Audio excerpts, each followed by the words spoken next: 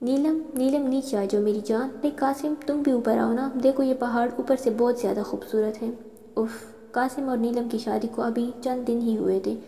کوئٹہ کے امیر خاندان سے تعلق رکھنے والا قاسم اور اس کی خالہ کی بیٹی نیلم دونوں ہی ایک دوسرے سے بے پناہ محبت کرتے تھے۔ دونوں ہی گھومنے کاغان آئے تھے۔ اوہ وہ نہیں آ رہا تو ہم آ جائیں۔ 3-4 لڑکوں کا گروپ نیلم کے پاس موجود تھا۔ کافی دیر سے نیلم ان کی نظروں میں تھی اور وجہ اس کی بلا کی خوبصورتی تھی۔ نیلم ان کو اگنور کر کے جانے لگی جب ان میں سے ایک نے نیلم کا ہاتھ پکڑا۔ اس سے پہلے وہ لڑکا کوئی گستاخی کرتا ایک زوردار مکہ اس لڑکے کے منہ پر پڑا اور ماننے والا قاسم تھا۔ دیکھتے ہی دیکھتے وہاں تماشا لگ گیا۔ جیسے تیسے قاسم نیلم کو لے کر وہاں سے نکلا اور واپس جانے کی تیاری کرنے لگا۔ نیلم بھی کافی ڈر گئی تھی۔ بے شک قاسم پٹھان تھا مگر کاغان میں اس کے اپنے نہیں تھے۔ قاسم اور نیلم 5 بجے کے قریب کاغان سے نکلے۔ مغرب کے وقت ان کی گاڑی گھنے جنگل کے راستے پر تھی جب ان کے پیچھے کچھ گاڑیاں لگیں۔ دیکھتے ہی دیکھتے ان میں سے 2 گاڑیوں نے قاسم کو اوورٹیک کرایا اور قاسم کی گاڑی کے آگے لگا دی۔ وہی لڑکے ان گاڑیوں میں سے نکلے مگر ان سب کے پاس اسلحہ تھا۔ انہوں نے قاسم کو گاڑی میں سے گھسیٹ کر باہر نکالا اور خوب مارا۔ قاسم کو مار کھاتا دیکھ کر نیلم بھی گاڑی سے باہر نکل آئی اور رونے لگی۔ قاسم نے جب نیلم کو باہر دیکھا تو چیخ چیخ کر نیلم سے کہا، بھاگو نیلم، میری فکر مت کرو، بھاگو، میں تمہیں چھوڑ کر نہیں جاؤں گی قاسم۔ آدھ مرے قاسم کے وجود کو وہ لوگ وہی چھوڑ کر انہوں نے نیلم کو پکڑا۔ وہ چیختی رہی، چلاتی رہی مگر اسے سننے والا وہاں کوئی نہیں تھا۔ قاسم اپنی آنکھوں کے سامنے نیلم کو دیکھتا رہا۔ ان سب نے اسی سنسان روڈ پر نیلم کی عزت کو رون ڈالا۔ قاسم نے جیسے اٹھنے کی کوشش کی جب ہی ان میں سے ایک نے قاسم کے کندھے پر گولی ماری۔ جب 2-3 گاڑیاں اس روڈ پر ان لوگوں کو آتی دکھی، انہوں نے قاسم اور نیلم دونوں کو اپنی گاڑیوں میں ڈالا اور پہاڑ پر بنے اپنے کاٹیج پر لے گئے۔ قاسم کے زخمی وجود کو وہی کاٹیج کی زمین پر ڈالا اور پھر نیلم کو زیادتی کا نشانہ بنایا۔ نیلم چیختی رہی مگر اس کا مسیحا، اس کا شور زخمی پرندے کی طرح صرف پڑپڑاتا رہ گیا۔ نیلم کے ننگے وجود کو ان سب نے وہی چھوڑا اور کاٹیج سے باہر نکل گئے۔ نیلم نے پاس پڑی چادر اپنے گرد لپیٹی، ایک نظر قاسم کے زخمی وجود کو دیکھا اور کاٹیج میں بنی کھڑکی پر گئی جہاں سے نیچے دیکھنے پر زندگی کی کوئی امید نہیں تھی۔ نیلم نہیں، قاسم نے ایک بار اٹھنے کی کوشش کی جب نیلم نے چیخ کے کہا، میرے پاس مت آنا، میں تمہارے قابل نہیں، میرے پاس نہیں آنا، اور کاٹیج کی بنی کھڑکی سے کود گئی۔ نیلم! قاسم کی دل خراش چیخ بھی نیلم کو واپس نہیں لا سکی۔ قاسم وہاں سے کیسے بچ کر آیا اسے نہیں پتا۔ پوری خانم حویلی سوگ میں تھی۔ قاسم دن بھر چیختا رہتا، نیلم نیلم پکارتا رہتا مگر بے سود۔ قاسم نے جائز طریقے سے ہر ممکن کوشش کی ان سب کو سزا دلوانے کی مگر وہ لوگ کافی اثر و رسوخ رکھتے تھے۔ ان کے بڑے کافی اونچے سیاستدان تھے، اس لیے قاسم امیر ہونے کے باوجود ان کا کچھ نہیں بگاڑ پایا۔ پھر قاسم نے ایک ایسا راستہ اپنایا جس میں اس نے سب سے پہلے ان سب کو، جن لوگوں نے اس کی نیلم کو اس سے چینا، دردناک موت دی۔ اس کے بعد قاسم نے شرافت کا راستہ چھوڑ کر غلط راستہ اپنایا جس میں اس کی ملاقات راجہ سے ہوئی مگر قاسم کے گھر والے آج تک یہ بات نہ جان سکے کہ قاسم دبئی میں کیا کام کرتا ہے۔ قاسم کی چھوٹی بہن اور بھائی میں اس کی جان تھی۔ اس کے دادا جان اس کے ہر راز سے واقف تھے مگر وہ دیکھ چکے تھے قاسم کی شرافت نے اسے صرف مایوسی دی مگر اس کے ماں باپ اس کے اس دوسرے چہرے سے ناواقف تھے۔ پانی، پانی! ذرا کی آواز اسے ماضی سے کھینچ کر باہر لے آئی۔ قاسم نے اپنے آنسو صاف کیے اور نیند میں پانی مانگتی ذرا کو اپنے ہاتھوں سے پانی پلایا۔ ذرا پانی پیتے دوبارہ سو گئی۔ قاسم نے اپنا والیٹ نکال کر اس میں لگی نیلم کی تصویر سے مخاطب ہو کر کہا، تھک گیا ہوں جان، آج اللہ نے پھر مجھے ایک اور راستہ دکھایا ہے ذرا کی صورت میں، اور اب میں یہی راستہ چننے والا ہوں جو میرے اللہ نے مجھے دکھایا ہے۔ یہ بول کر قاسم نے ذرا کے چہرے پر آئے بال ہٹائے اور اس کے ماتھے پر اپنے لب رکھے اور دل میں اللہ کا شکر ادا کیا کہ اس نے اس کے اس دلدل بھرے راستے سے اسے نکال کر اسے منزل تک پہنچایا۔ آصفہ کا رو رو کر برا حال تھا۔ پورے 1 دن ہو چکا تھا مگر زرقان کی کوئی خبر نہیں تھی۔ خرم، مجھے میرا بیٹا لا دے، مجھے نہیں پتا، یا اللہ مجھے میرا بیٹا لوٹا دے۔ خرم صاحب زرقان کا نمبر ملا کر تھک چکے تھے۔ اپنے دوست ایس پی سے بھی انہوں نے رابطہ کیا مگر اب تک ان کی طرف سے بھی کوئی خبر نہیں ملی۔ سبھی زرقان کے لیے دعا گو تھے اور وہاں موجود سمرا ان سب حالات کے لیے خود کو قصوروار سمجھ رہی تھی۔ خرم کے نمبر پر اس کے دوست کا فون آیا۔ اس نے جو خبر دی، خرم صاحب جھٹکے سے نیچے بیٹھ گئے۔ کیا ہوا خرم؟ کس کا فون تھا؟ زرقان کا ایکسیڈنٹ ہوا ہے آصفہ، وہ اسپتال میں۔ ہائے میرا بچہ! اچانک بھی جان نے رونا شروع کر دیا تو ادھر آصفہ بالکل خاموش تھی جیسے کسی سکتے میں ہو۔ خرم صاحب ایک دم اٹھے اور تیز سے اسپتال جانے کے لیے نکلنے لگے جب آصفہ نے کہا، میں بھی چلوں گی آپ کے ساتھ۔ ہم بھی چلیں گے، پی جان بھی بول پڑی۔ سمرہ گردن جھکا کر کھڑی تھی، اس میں اتنی ہمت نہیں تھی کہ وہ کچھ بول سکے۔ جب آصفہ اس کے قریب آئی اور اس کے کندھے پر ہاتھ رکھ کے کہا، تم نہیں چلو گی اپنے بیٹے کو دیکھنے؟ آصفہ کا ایسا بولنا تھا کہ سمرہ آصفہ کے پیروں میں گر کر معافی مانگنے لگی۔ مجھے معاف کر دے بابی، یہ سب میری وجہ سے ہوا۔ اگر میں نے اپنی بیٹی کی تربیت اچھی کی ہوتی تو آج ہمیں یہ دن نہیں دیکھنا پڑتا، زرکان کی ایسی حالت نہیں ہوتی۔ یہ کیا کہہ رہی ہو سمرہ، تم پاگل ہو، اٹھو فوراً۔ آصفہ نے تیز سے اسے اپنے پیروں پہ سے اٹھایا۔ جو ہونا تھا سمرہ ہو گیا، زرکان کی قسمت میں زرکان نہیں صاحبہ تھی، تم بس دعا کرو زرکان کے لیے۔ وہ سب ہسپتال پہنچے تو خرم صاحب کے ایس پی دوست وہاں موجود تھے۔ خرم صاحب کو دیکھ کر ایس پی صاحب کے ساتھ ڈاکٹر بھی آئے۔ دیکھو خرم، زرکان کی گاڑی پل سے نیچے گری ہے۔ گاڑی کی حالت ایسی تھی کہ بہت مشکل سے وہاں موجود لوگوں نے گاڑی میں سے زرکان کو باہر نکالا ہے۔ کوئی دعا کہہ لو یا پھر معجزہ کہ زرکان زندہ بچ گیا، مگر مردہ ہونے کے برابر۔ آگے کی بات وہاں کھڑے ڈاکٹر نے کہی۔ باڈی کے کافی پارٹ مکمل طور پر ڈیمیج ہو چکے ہیں خرم صاحب، ہاتھوں اور پاؤں کی ہڈیاں بری طرح ٹوٹ چکی ہیں، زرکان کی ریڑھ کی ہڈی بھی بری طرح متاثر ہوئی ہے اور اس کے چہرے پہ بہت زخم ہے۔ اتنا شدید زخمی ہونے کے باوجود وہ زندہ ہے، سانسیں چل رہی ہے اس کی۔ ہمیں اس کے 2 بڑے میجر آپریشن کرنے پڑیں گے، ایک گردن کا اور ایک ریڑھ کی ہڈی کا، اگر آپ لوگوں کو اجازت ہو تو۔ ڈاکٹر کی باتیں سن کر بی جان نے جہاں رونا شروع کیا تو ان کی طبیعت بھی خراب ہونے لگی، اور دوسری طرف آصفہ کا بھی کچھ ایسا ہی حال تھا۔ اس وقت خرم صاحب کو اپنے بھائی کی کمی بہت شدت سے محسوس ہوئی۔ انہوں نے کمال ضبط کا مظاہرہ کیا اور ڈاکٹر کو آپریشن کی اجازت دے دی۔ تارا کو آج ماسی کے ساتھ رہتے ہوئے 6 دن ہو گئے تھے۔ وہ کافی ڈری ہوئی رہتی تھی، ایک تو انجان علاقہ، اوپر سے تنہا لڑکی، وہ بھی اتنے بڑے فلیٹ میں۔ ماسی دوپہر تک اپنے حصے کا کام کر کے چلی جاتی، اس کے بعد تارا اپنے کمرے سے نہیں نکلتی۔ ابھی بھی سردی کی وجہ سے ٹائم کا پتہ نہیں چلتا تھا۔ 7 بج رہے تھے مگر ایسا لگتا تھا کہ 12 بج رہے ہو۔ آج تارا کو لگا جیسے اسے ہلکا سا بخار ہے۔ وہ آج صبح سے ہی رو رہی تھی، اپنے گھر والوں کو یاد کر کے، آذان کو یاد کر کے۔ اس کے پاس نہ موبائل تھا، نہ آذان سے رابطہ کرنے کا کوئی ذریعہ۔ تارا نے آج دوپہر کا کھانا بھی نہیں کھایا تھا، وہ ایسے ہی ٹیبل پر پڑا رہا اور وہ کمرے میں جا کر بلینکٹ اوڑھ کر لیٹ گئی۔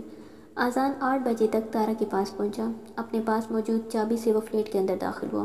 فلیٹ مکمل اندھیرے میں ڈوبا ہوا تھا۔ آذان نے لائٹ آن کر کے تارا کے کمرے کا رخ کیا، وہاں بھی اندھیرا دیکھ کر اسے کچھ گڑبڑ کا احساس ہوا۔ ٹائم اتنا زیادہ تو نہیں ہوا تھا۔ آذان نے کمرے کی لائٹ آن کی تو تارا کو منہ تک کمبل تانے سویا پائے۔ آذان نے اپنی جیکٹ اتاری، شوز وغیرہ اتار کر وہ فریش ہونے چلا گیا۔ فریش ہو کر وہ تارا کے پاس بیڈ پر آیا اور دھیرے سے اس کا بلینکٹ ہٹایا۔ تارا کے سارے بال اس کے چہرے پر آئے ہوئے تھے۔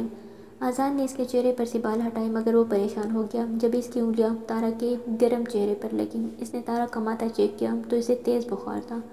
آذان نے فوراً ڈاکٹر کو کال کر کے بلایا اور خود تارا کو اٹھانے لگا۔ تارا، تارا! اپنے نام کی پکار پر تارا نے بخار کی شدت سے اپنی بوجھل آنکھیں کھولی۔ سامنے آذان کو دیکھ کر وہ پوری آنکھیں کھول کے آذان کو دیکھنے لگی اور پھر اچانک آذان کے سینے سے لگ کر رونے لگی اور کہا، آذان آپ کہاں چلے گئے تھے مجھے چھوڑ کر؟ تارا، تارا میری جان، یہ تم نے اپنی کیا حالت بنائی ہے، دیکھو ادھر۔ آذان نے اس کا چہرہ اپنے دونوں ہاتھوں میں لے کر اس کے ماتھے پر اپنے لب رکھے اور کہا، آئی ایم سو سوری میری جان، مجھ سے غلطی ہو گئی، مجھے تمہیں ایسے نہیں چھوڑنا چاہیے تھا، مجھے معاف کر دو، ابھی ڈاکٹر آ رہے ہیں، پلیز اب رونا نہیں۔ تم نے کچھ کھایا؟ آذان کے پوچھنے پر تارا نے نفی میں گردن ہلائی۔ تارا کو دیکھ کر آذان کو اپنی غلطی کا شدت سے احساس ہوا۔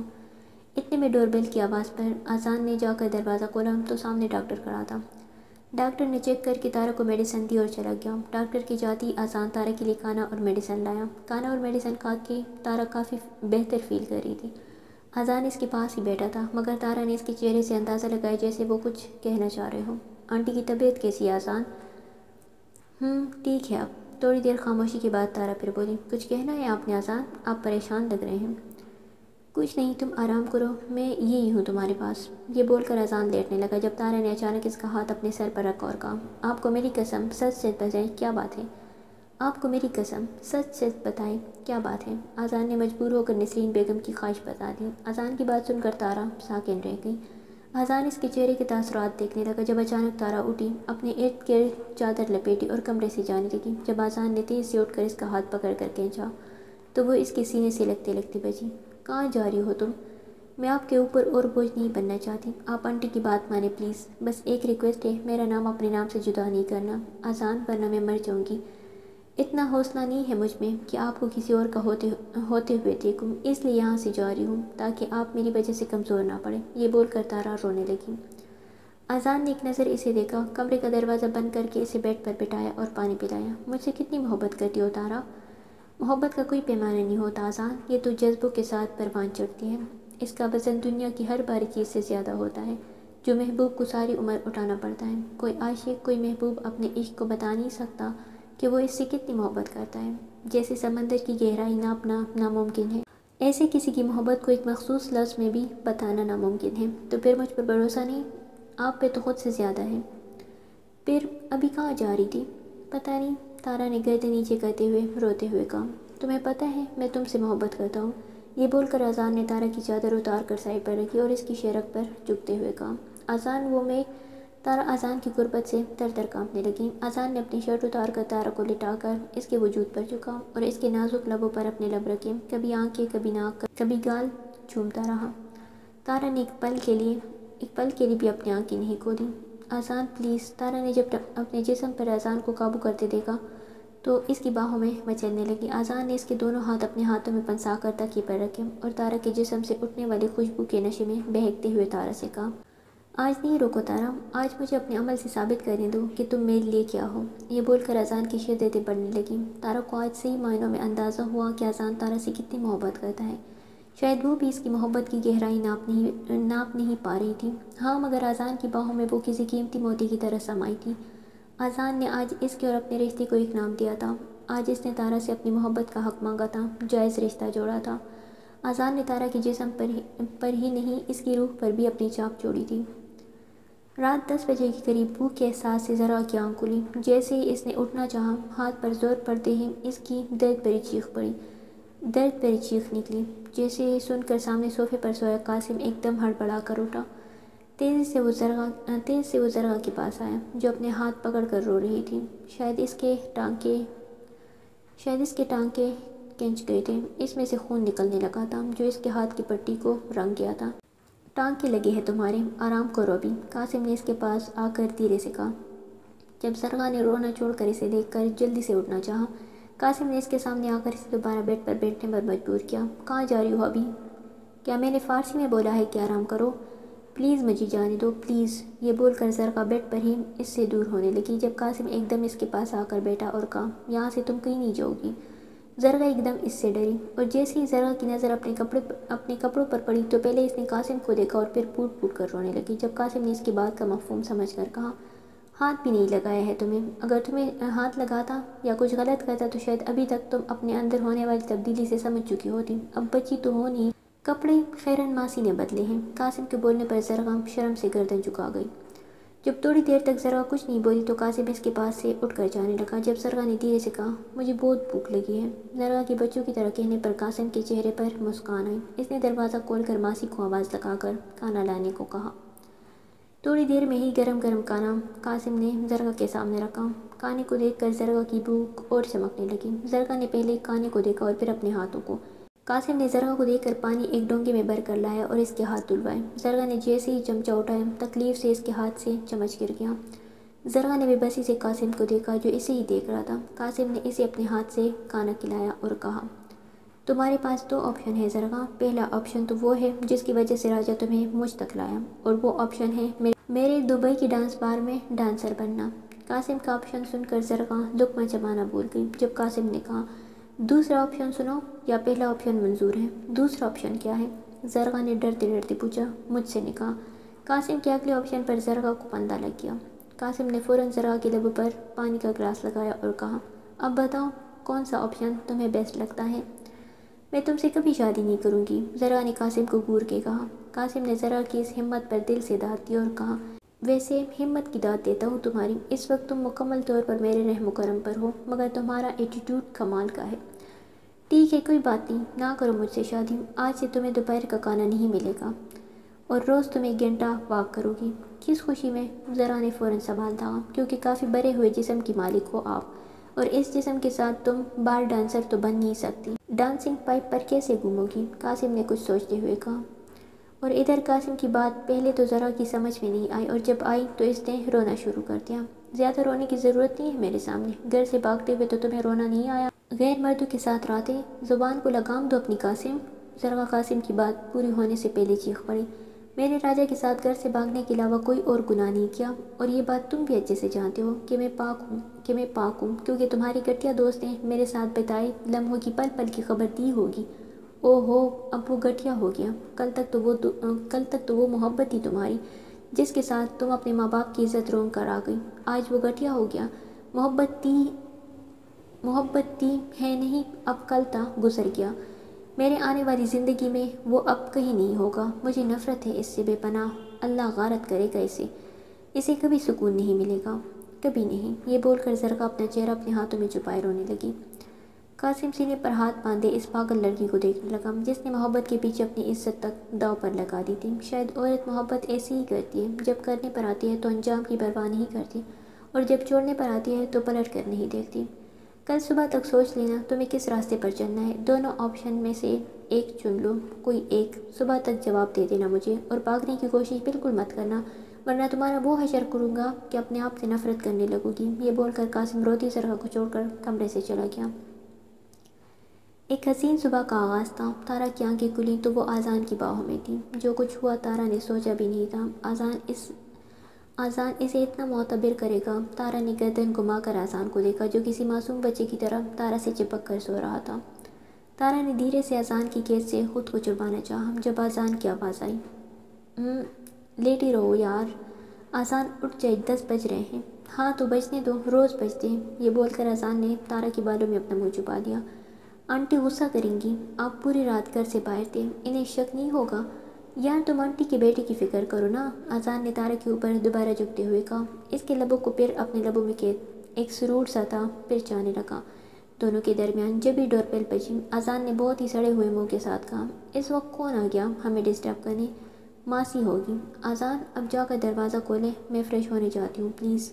تارا کے کہنے پر آذان نے پہلے تارا کو دیکھا اور پھر ایک بار دوبارہ بجتے ہوئے دروازے کو، اور نہ چاہتے ہوئے بھی دروازہ کھولنے چلا گیا۔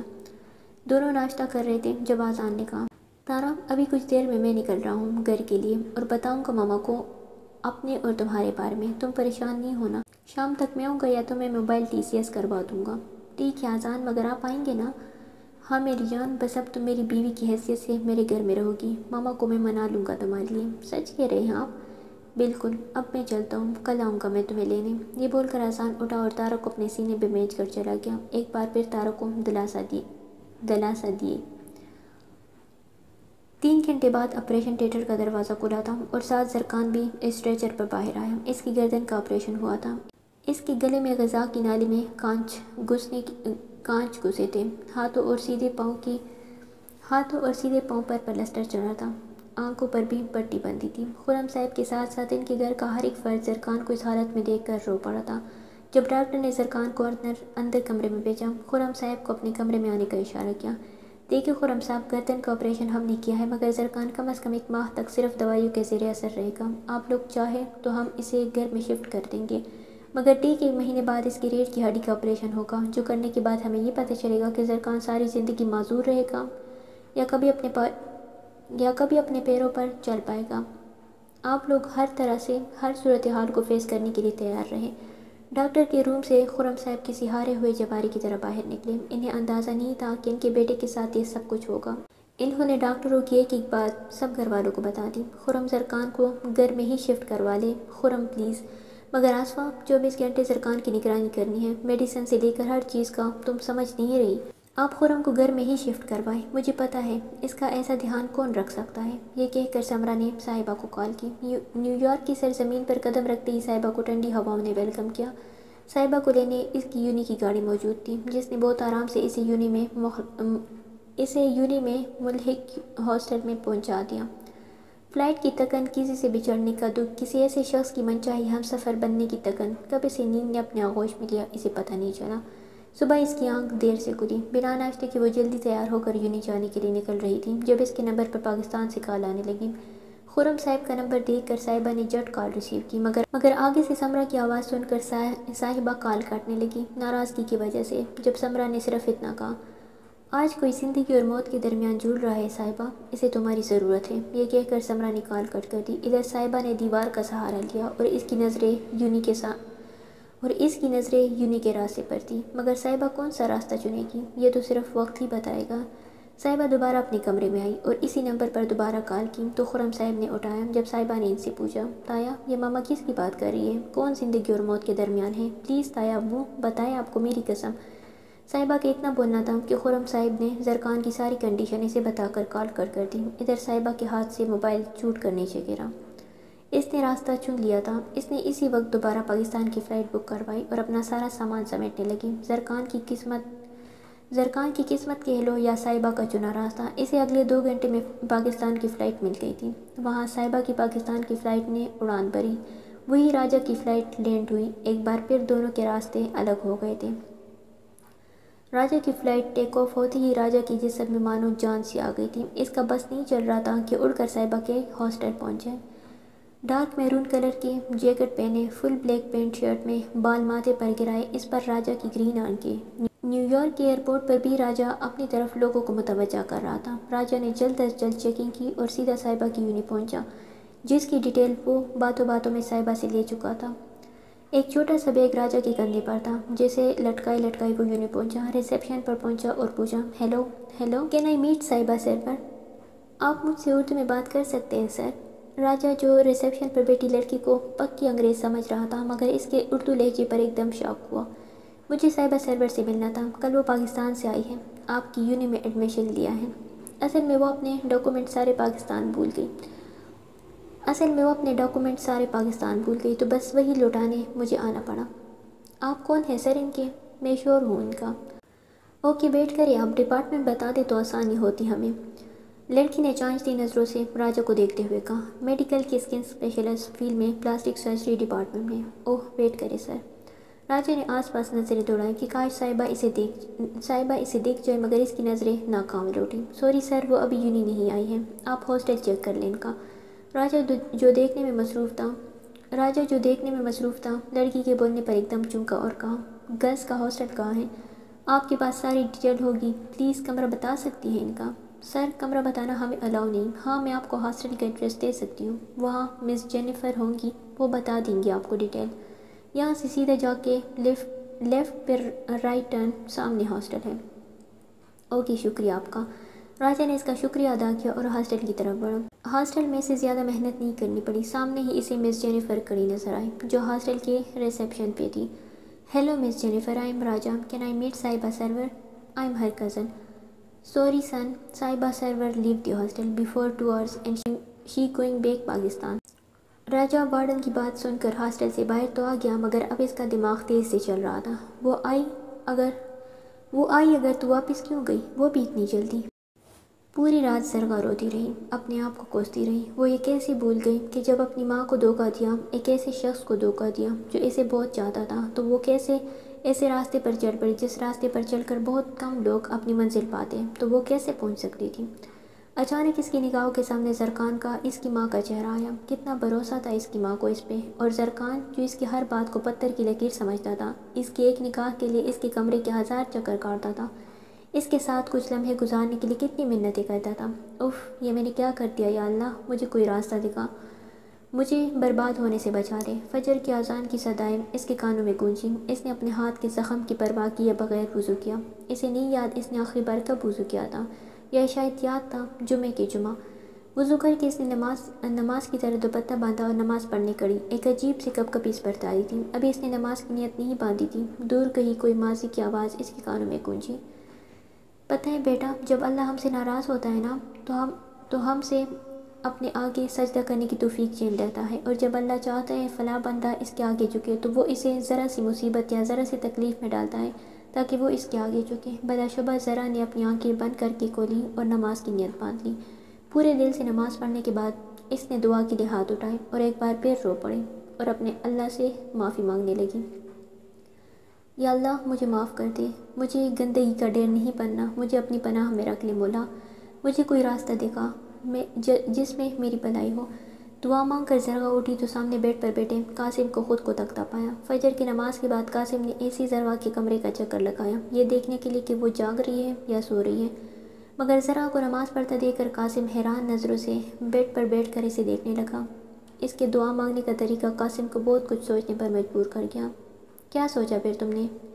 یہ بول کر قاسم زرگا کے قریب آیا تو وہ 2 قدم پیچھے ہوئے جب قاسم اس کے اور قریب آیا مگر زرگا کے پیچھے رکھے میڈیسن باکس اٹھانے۔ بیٹھو میں ڈریسنگ کر دوں، ہاتھ کی پٹی گیلی ہو گئی ہے۔ قاسم کے بولنے پر زرگا دھیرے سے بیڈ پر بیٹھ گئی۔ قاسم اس کے ہاتھ کی بینڈیج کروا رہا تھا مگر اس کی نگاہیں بھٹک بھٹک کر زرگا کے دوپٹے میں قید چہرے کا طواف کر رہی تھی۔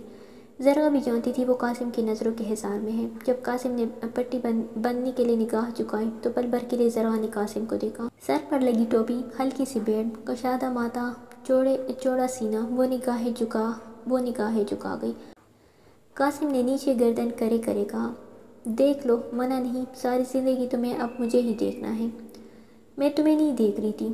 چوری پکڑ جانے پر زرگا صاف مکری، تو کیا ٹوپی کے نیچے چھپا دماغ دیکھ رہی تھی میرا؟ قاسم کے اگلے سوال پر زرگا چپ رہی۔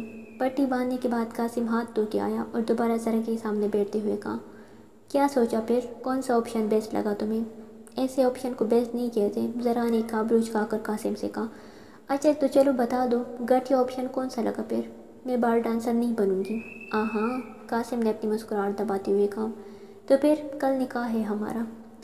قاسم کی بولنے پر زرگا گردن نیچے کر کے رونے لگی۔ قاسم نے ایک نظر اس کے جھکے سر کو دیکھا اور کہا، اب کیوں رو رہی ہو؟ قاسم کو الجھن ہو رہی تھی زرگا کے ایسے رونے سے۔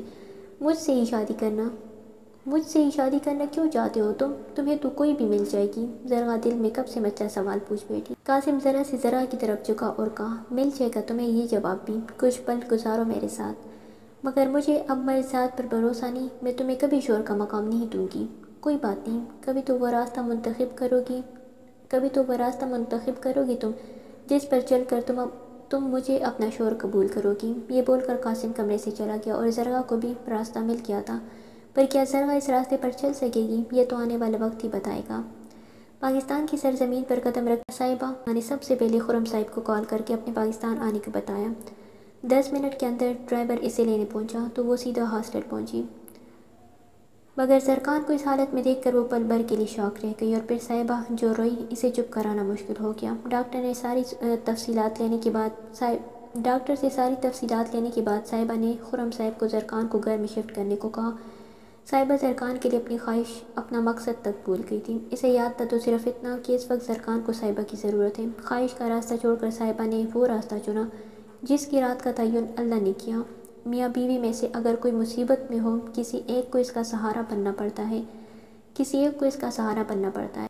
اور ایسا اسی صورت میں ہوتا ہے جہاں محبت ہو۔ اب دیکھتے ہیں یہ بات زرکان یا صاحبہ کب سمجھتے ہیں۔